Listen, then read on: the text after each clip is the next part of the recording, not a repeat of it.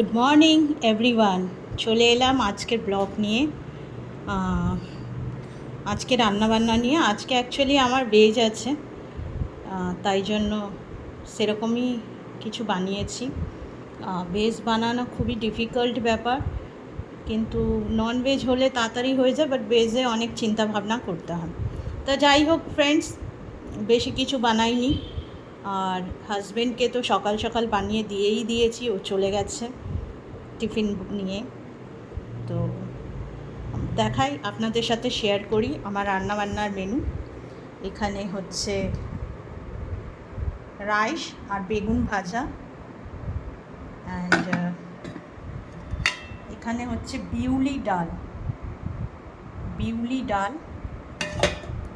এখানে হচ্ছে উচ্ছে আলু ভাজা, আর এখানে হচ্ছে আলু পোস্ত।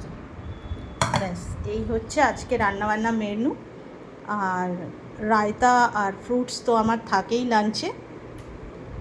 তো এই হচ্ছে, প্রচণ্ড গরম পড়েছে, গরমে রান্নাঘরে ঢোকাও অসম্ভব ব্যাপার, রান্না করাও যাচ্ছে না।